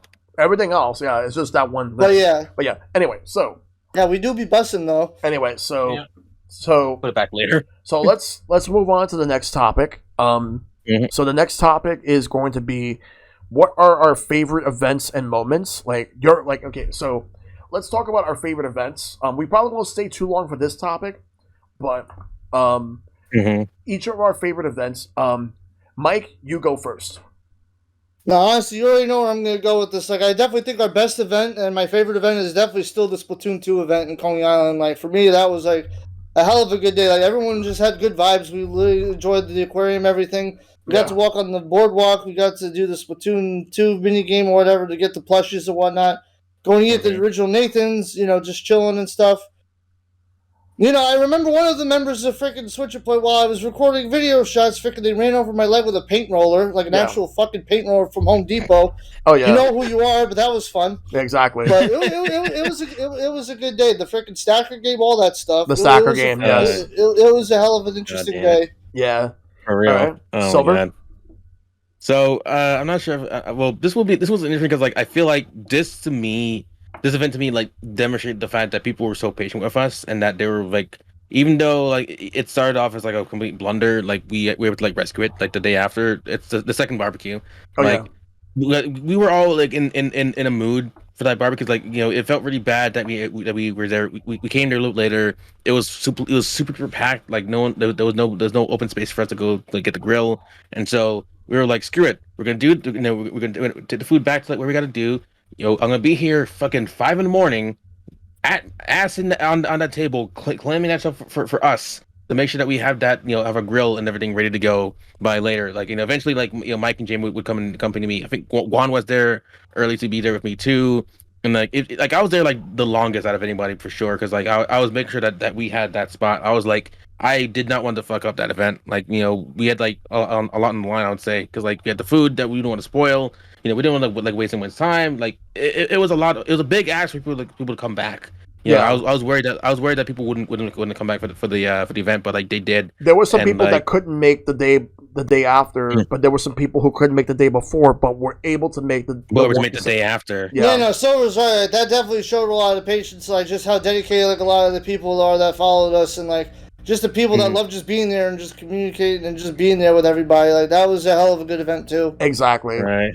And like Mike Valentina were like we're like the grill masters. And, like we were just like having fun, like just feeding people. Everyone's having a good time. Like it's a nice day. This is still like what was in August, not fucking July. Yeah. Like just. Yeah, I still remember though that my neck was peeling though from the intense sunburns I'm famous for. Oh yeah. Yeah, you did have that happen. No, my neck had like pus coming out of it from the freaking sunburn. It was a really bad sunburn. My face just gets red from me scratching. That's why my face is kind of red. Never forget about it. When I get sunburned, I can become as red as peach shirt. Yeah, that is very, very true. Like it's true, but like I think like we just had a really good time that day, and I'm like it was like just peak summer, really. Yeah. Also, I'm surprised I didn't get a sunburn when we did that freaking 105-day barbecue. I'm surprised that Rob was the one that suffered, not me. Yeah. All I remember is that the waters were going fucking fast. Yeah. There were waters also, like, oh my god. Yeah, Pete, what about you? What was your favorite event and stuff? Before anything, so Splatoon Cycle was asking, Splatoon event, did you do Splatfest like titles for it? We did not. But we didn't. But I think you guys just right? We just kind of like sat at Nathan's to do like casual matches for that. Yeah, we had Nathan's Hot Dogs just having casual matches. Some people played like regular matches. Some people played Sammy Run. Yeah, mainly Sammy Run because we wanted to take advantage of that while we were able to. Now, I know for a fact if I get Splatoon 3, I'm going to want to join you all at least for Salmon Run. Not sure about like going super competitive, but... Hey, Salmon Run Second Wave is looking to be pretty damn good, so I'm down for it. All I ask is that they add more maps. Yeah, yes. more maps, but we're going to get like more bigger monsters.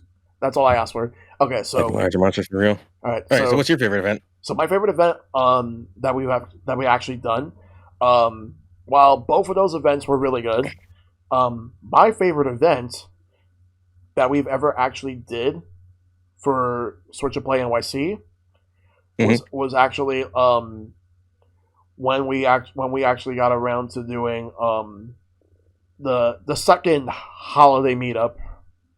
The second holiday party. That was the second holiday party, like when Eric gave us all that stuff, and we had some really cool like events as well. It was actually a very very good, well done event. The first barbecue is up there for me too. Or we did Sonic Mania. Right. And very smashing holiday party area. I'll even put the one like the event that we just did up there. So good.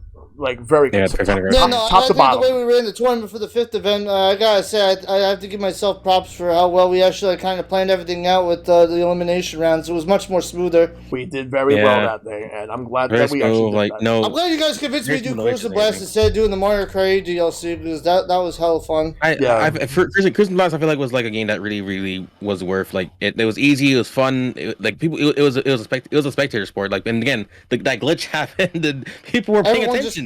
Everyone was like, "What the hell is that?" Oh yeah, it was like it's good that we just did into like games that were more accessible, because like the problem with the first time that we did, it was too hard. Like that, it was a very very hard. There's some games that just weren't accessible at all, and like it was just like kind of a mess just getting everything all together. But like the games here were simple, the rules were simple. People understood. Like, it was straightforward. Like no losers bracket. Like everyone like go straight to the. Yeah, we had the 4 categories. We had skills, speed, smarts, and suck. Yep. Suck is for Kirby. Just to clarify. But yeah, that will rank up there, because like it felt like a really big like return to form. Oh, it really was. Okay, so there is one last topic that I want to talk about, and this one I actually would like to spend a good amount of time talking about it. So, how has Switch and Play NYC impacted each of us overall, like within the past 5 years? Like, how has this group impacted us? And Mike, I will have you go first for this one again. No, honestly, I don't even know where to begin, man, because back before even 2011 when I met you guys, like I had an old group of friends that I was like kind of cool with, and back with my old group of friends, like I didn't realize that one of them that I had been friends for 10 years, I'm like talking like I treated this guy like family. He literally ended up talking like shit behind my back, and pretty much ended up making like our entire group of friends like hate me out of nowhere, and I was kind of alone for a while. I was in a pretty dark spot up until like 2011 when I first met you guys at the Mario Kart 7 event, but honestly, like words cannot describe how thankful I am that like both of you were in my life, along with like the entire group of Switch and Play, because like those are bonds that are going to stay with me pretty much for the rest of my life. Like at this point, y'all are family and y'all ain't going anywhere in my eyes. Like legit, like the bonds and the memories that I made over like the last 5 years, like words can't even describe how important it is and how proud I am to like have done this alongside you guys for like the last 5 years. It's truly been an honor, and it's just been an amazing journey. And I'm hoping that at least like soon we'll be able to get back to like true form and like really start pumping out the events like we did with Splatoon 2 with all the other games and stuff. Oh yeah, like this is just the beginning. Our journey is definitely not over, that's for sure. Oh, it definitely is not. We're gonna keep going as much as we can. All right, Sylver, how has Switch and Play NYC impacted you since we actually started this?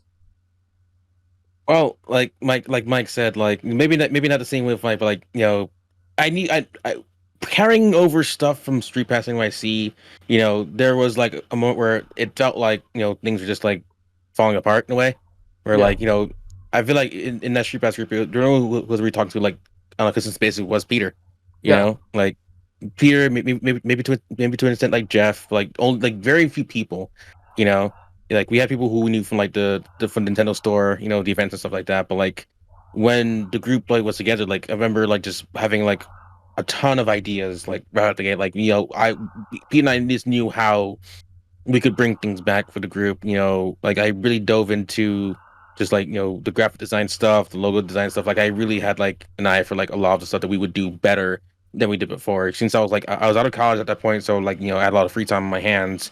And so it was something that really like I wanted to like dive into and like make like legit, even more legit than Street Pass ever was.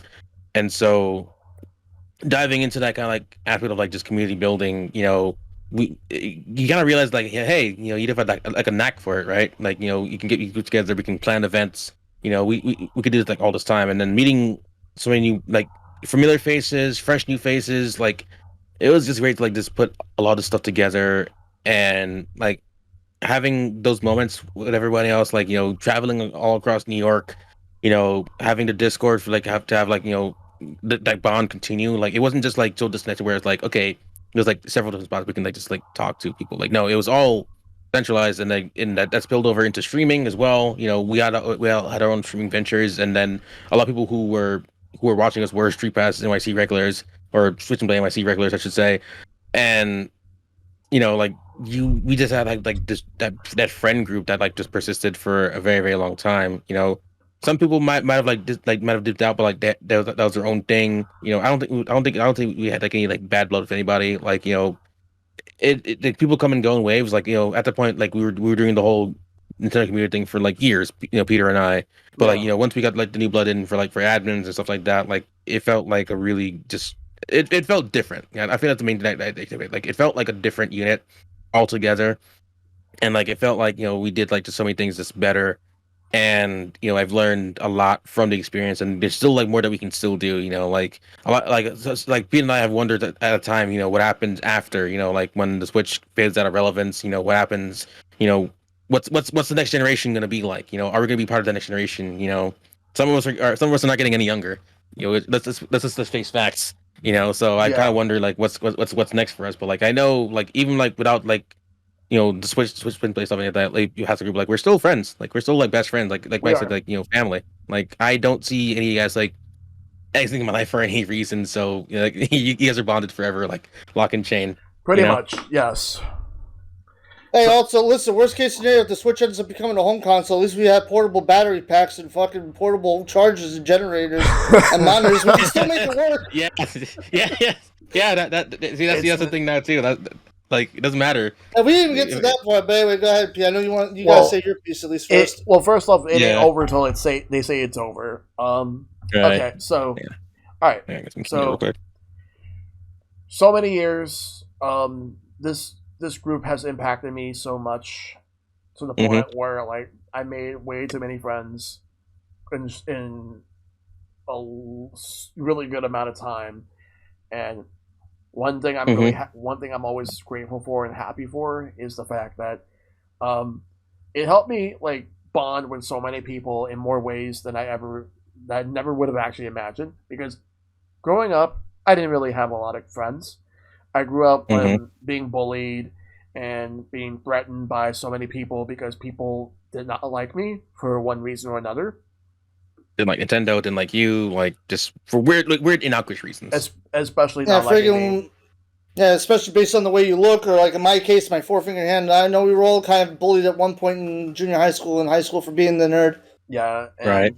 It got to the point where my confidence started boosting up a lot more as I got older. Like when I was in high school, things started to get better in some aspects, but in others were not so great. But I managed to overcome a lot of different things.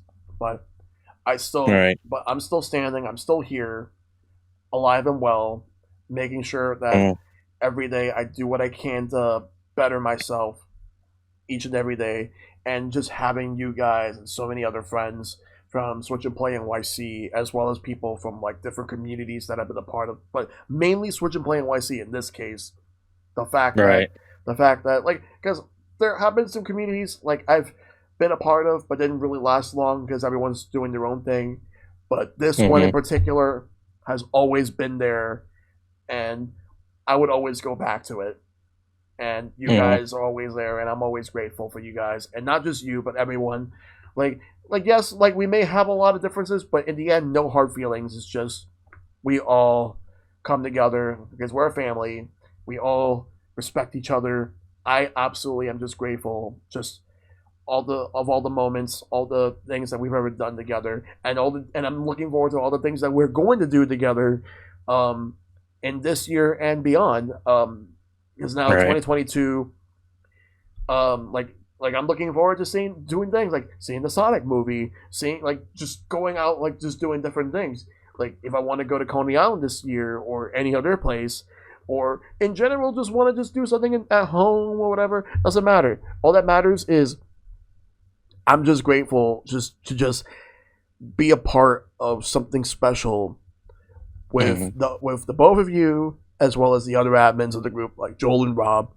100%. And to everybody else that's ever been a part of the group, that has ever been there, that's helped us out. That's like been there as a as a group member. Just been there. I know definitely there's people in particular at CTK that literally dedicates himself to letting everybody play together and stuff on the portable monitor. I'm really thankful for him and all the other people that just make Switch and Play like a more friendly and comfortable group to be in. CTK to me is an MVP. CTK is he one of a kind. He's literally one of the people in our group that literally lugs the freaking battery generator and everything. Like literally every time we've had a meetup.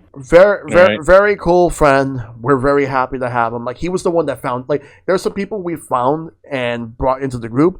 He found us, and And for someone like him, I will always be grateful for him and the friendship that we have with him. So like I'm grateful for him like being a part of like this group. Because we have people in this group who didn't really have a lot going on in the beginning, and ended up growing to be bigger and better people as time moved on. And hey, we watched people grow, like 112, Skitty. Like they were like kids. Literally, one of our admins is about to get freaking married in October. Yes, right, exactly. And we have like so much has happened, and things are still happening because. We have met way too many awesome people over the years, and we're still meeting more people. We still are, yeah. Yeah, Charlotte, did you ever think it was going to end up getting to this point, like when you were back at Street Pass NYC, back when things were falling apart? Did you ever think it was ever going to like come back this big? No, actually, I did not. I was actually unsure. I was more unsure at the time, but. Once we, it's just crazy that you guys have like literally come a long way. Yeah, but once it got to the point where, like things like the first year where we started coming back with everything, it just felt so good. It felt good because like I was going through a lot like with mental health wise because with the way things were running before, things just not working out well, and then mental health, cabin fever, pretty much. Like it was like people want to be outside, Yeah, no, we were all definitely feeling it towards the end. Yeah, and now here we are. It's like, if I could do this all over again, I sure as hell would in a heartbeat. No, I wouldn't change any of this for anything. You know that. Yeah. Hey, I enjoyed a lot of time that I spent with the group, and like I put like all my everything into it. Really, like I don't think I've ever like tried to like half-ass anything. Like it was always like a full like 100% like effort from the heart. Yes, and that is exactly what it needed to be, and I will forever I'll forever have this in my heart, and. I'll just take everything that we've learned over the years and keep rolling with it. That's the main thing I want to do. Just like video game companies and technology companies and like people, we just continue to evolve as we keep going through the times. That's all we can do. It's a marathon, not a sprint. We just keep moving forward. Yeah. Right. Well, we'll have to keep going, and that's the way it is. But with I don't even care if the next Switch console is like legitimately just a console with no freaking portability. We'll make it work. We'll literally, all of us will start freaking investing in portable generators and start logging them into meetups. Like, right. Real talk though. Like, we're into it. Yeah. But regardless, no matter what happens, all I'm going to make sure is, like, just be there for my friends. Be there and make sure to, always help others out when needed, because I'm here. Like 100%. Yeah. Same. Right. Hey, listen, if any of you that are listening to this from sharing with Shellshock are ever in New York and you want to come hang out, don't ever be a stranger. There will always be a seat at the table for you. That's for sure. Yeah, exactly. Like And if you live out of town but you want to come and visit us in New York City for Switch Play NYC, you should. Oh, too. Yeah, 100%. Come on by. Absolutely. We'd love to have you. Mm. And that's just it. So I don't think we really have anything else to talk about. We pretty much talked about everything that we wanted to talk about. Yeah, at length, like we really like this went. Everything we covered everything pretty much at this point. The only thing is, Early I will history. highlight one more comment from Korean Girl. Funny how I'm familiar with all these people and never been to a meetup just from watching vlogs and streams. Yeah, because you have been watching a lot of our vlogs, our streams, following a lot of the things that we've been doing as a group. And Korean Girl, like words cannot express how much we actually appreciate all that. We really do. Yeah, I'm surprised. Seriously, like I said, the three of us definitely founded the group, but this wouldn't have happened without everybody coming together. Also, like that's the most important thing to remember too. At the end of the day. Yeah, I'm also amazed that you watched all of the content, because like I spent like hours upon hours like editing all that stuff. Yeah, no, Sam, I'm surprised that you wanted to sit through all of us yelling at each other, playing Rocket League and other stuff too. Like, yeah. And I'm not sure if you ever like asked the question, but like, the reason why I stopped doing those videos is like, it was just like burnout, because like at the time, it was like what we expected to do, because like, that was a layover from like the Street Pass days. It's like, we went there, we wanted to like kind of like bring the experience home. If for those who missed it, here's what you missed. Exactly. Like we do that. Yeah.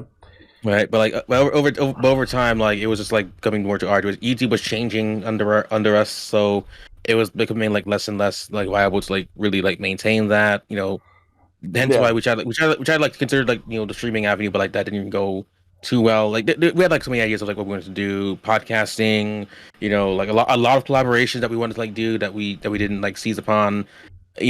There were a lot of times where like we felt like we were like being pulled in like one direction, but like again, like a lot of things happened that like just really centered us, if anything. Some cases because like of like things just not working out. Others are beyond our control. Right.